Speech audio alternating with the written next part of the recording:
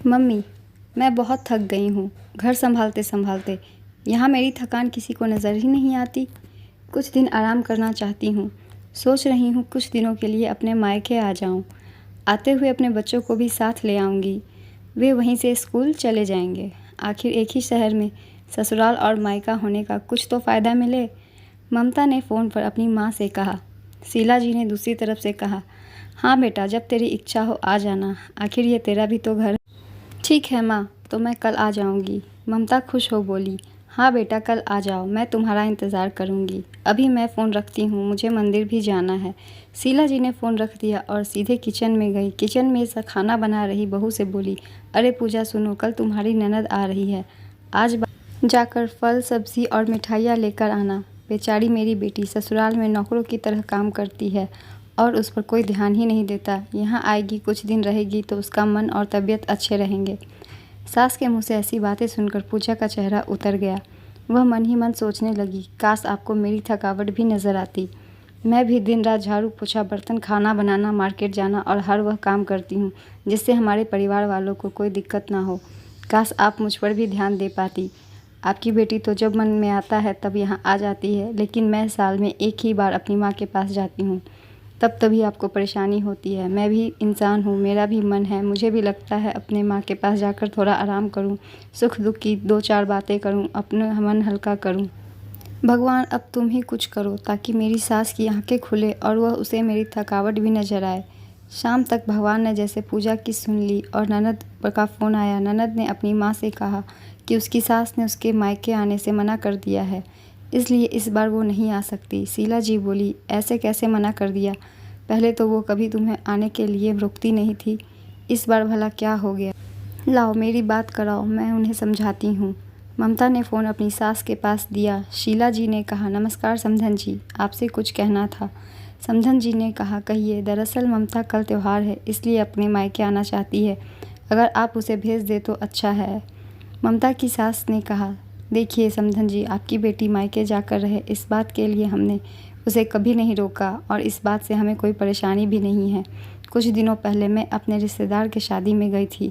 वहाँ आपकी बहू पूजा की माताजी से मिलने का मौका मिला। उनसे गपशप करने के दौरान उनकी बातों से पता चला कि पूजा को साल में एक ही बार आपके मायके जाने को मिलता है और वह भी बहुत कम समय के लिए। मुझे लगता है आपको पहले पूजा को उसके मायके भेज देना चाहिए और वह जब मायके होकर आ जाए तो मैं ममता को आपके पास भेज दूँगी। एक बहुत ज़रूरी बात जो मुझे लगता है आपको समझ लेनी चाहिए कि आपको अपनी बहू को भी बेटी की तरह या बेटी से भी ज़्यादा प्यार देना चाहिए। उसे भी मायके जाने की इच्छा होती होगी। हो सकता है ममता के वहाँ आने से उसकी आवभगत करने के लिए आप उसे उसके मायके नहीं भेजती होंगी, या फिर वह आपसे कुछ कहने से डरती हो। अगर आपको उसको घर में ही कैद रखेंगी तो एक दिन ऐसा आएगा जब वह आपके खिलाफ़ बोलने लगेगी, फिर वह आपकी सुनेगी भी नहीं और जब वह चाहे तब अपने मायके जाएगी। ऐसी परिस्थिति आए, इससे अच्छा है कि आप कुछ बदलाव अमल में लाएं जिससे आपका रिश्ता और रिश्ते की मिठास खराब ना हो।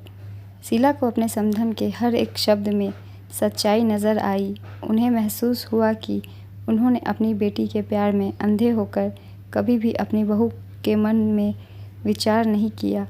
उन्होंने हमेशा अपनी ही बेटी को अपने बहू से ऊपर रखा।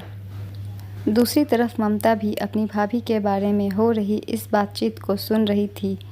उसने भी रियलाइज़ किया कि वह कभी भी अपनी भाभी के साथ ठीक से बात नहीं करती और जब जब वह अपने मायके जाती है तो भाभी थोड़ी उदास रहती है। शीला जी ने अपनी बहू को बुलाया और उससे कहा कि अनुपमा कुछ दिनों के लिए ममता नहीं आने वाली है, इसलिए पहले तुम अपने मायके होकर आओ। यह सुनते ही पूजा का चेहरा खिल गया, क्योंकि यह पहली बार था जब उसकी सास के सामने उसे अपने मायके जाने के लिए कहा था। अगले दिन पूजा अपने मायके गई। इस बार एक दो दिन नहीं, पूरे हफ्ते भर रह कर आई। अपने माँ बाप से, रिश्तेदारों से मिलकर आई और जब लौट कर आई तो उसका चेहरा खिला हुआ था, उसकी आंखें चमक रही थी। पूजा के आने के बाद ममता भी अपने मायके आई और इस बार वो खुद सामने से अपनी भाभी से खुशी खुशी मिली और अच्छे से बात की। ममता ने अपनी माँ से बात करके उन्हें भी अच्छे से समझने में मदद की कि वह कहीं ना कहे कि पूजा के साथ गलत व्यवहार कर रहे थे।